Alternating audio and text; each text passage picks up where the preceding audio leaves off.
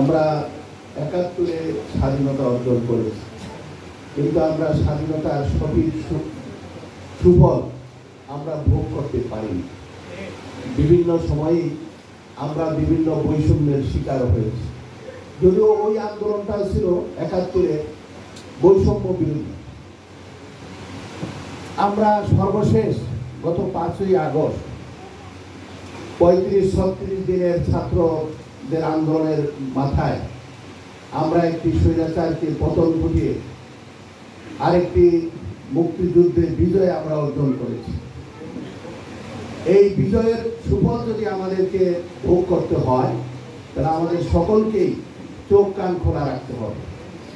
কোনো স্বৈরাচার যেন আগামী দিনে এই বাংলাদেশে তাদের কালো থাবা বিস্তার করতে না পারে, এই জন্য আমাদেরকে সজাগ থাকতে হবে। প্রিয় ভাইরা, ছাত্র আন্দোলনের মাধ্যমে তারা যে আকাঙ্ক্ষা নিয়ে এই জীবন বিলিয়ে দিল, বাংলাদেশকে রক্তাক্ত করল, বাংলাদেশে এখনো রক্তের দাগ শুকায়নি। এরপর আমরা দেখতে পাচ্ছি বিভিন্ন ষড়যন্ত্র চলছে। এই ষড়যন্ত্র থেকে আমাদেরকে সজাগ থাকতে হবে। আর ভবিষ্যতে যাতে কোনো বৈষম্য না হয়, আর কোনো স্বৈরাচার আমাদের উপরে চেপে বসতে না পারে, সেই জন্য আমাদেরকে এমন একটি বিধানের দিকে যেতে হবে যেই বিধান পারে বৈষম্যমূলক একটি সমাজ উপহার দিতে। মাহে রবিউল আউয়াল মাস চলছে। এই মাহে রবিউল আউয়াল মাসে আমাদের প্রিয় নবী জনাবে মুহাম্মদুর রাসূলুল্লাহ সাল্লাল্লাহু আলাইহি সাল্লাম একটি সত্য দিন এবং বিধান নিয়ে আল্লাহ রাব্বুল আলামিনের পক্ষ থেকে আমাদের সামনে দিয়েছেন। বিদায় হজের ভাষণে বলেছেন, তারাকতু ফীকুম আমরাইন লান তাদিল্লু মা তামাসসাকতুম বিহিমা কিতাবাল্লাহি ওয়া সুন্নাতু রাসূলি। আমি তোমাদের কাছে দুটো জিনিস রেখে যাচ্ছি, এই দুটো জিনিসকে যদি তোমরা আঁকড়ে ধরো, তাহলেই তোমরা প্রকৃত স্বাধীনতার সুফল ভোগ করতে পারবে এবং বৈষম্য মুক্ত থাকতে পারবে। সেই দুটো জিনিস হচ্ছে আল্লাহর পক্ষ থেকে দেওয়া বিধান আল কোরআন, আরেকটি হচ্ছে রাসূল সাল্লাল্লাহু আলাইহি সাল্লামের জীবন চরিত আল হাদিস।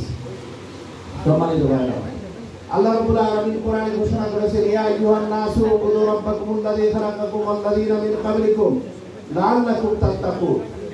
হে ইমানদার, হে মানুষেরা, তোমরা সেই আল্লাহর ইবাদত করো যিনি তোমাদেরকে সৃষ্টি করেছেন এবং তোমাদের পূর্ববর্তীদেরকে সৃষ্টি করেছেন। আশা করা যায় যে তোমরা মুত্তাকি হতে পারবে। সে আল্লাহ কি কেমন?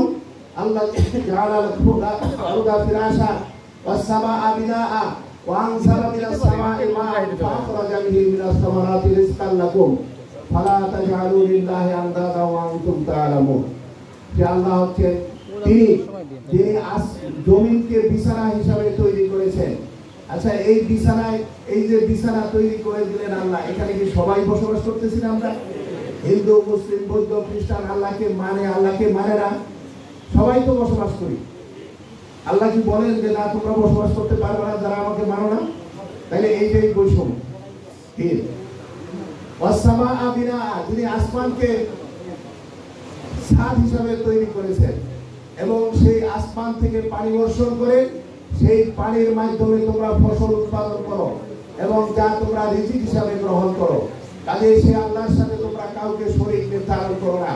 ফালা তাজআলু লিল্লাহি আনদাদা ওয়া আনতুম তা'লামুন। তোমাদের বোঝা উচিত, জানা উচিত যে এই আল্লাহর যদি আমরা ইবাদত বন্দেগী করি, আল্লাহকে যদি আমরা মেনে নেই, তাহলে আমরা এই দুনিয়াতে বৈষম্যহীন অবস্থায় থাকতে পারবো, শান্তিতে থাকতে পারবো, ন্যায় এবং ইনসাফের ভিত্তিতে একটি সমাজ প্রতিষ্ঠিত হবে।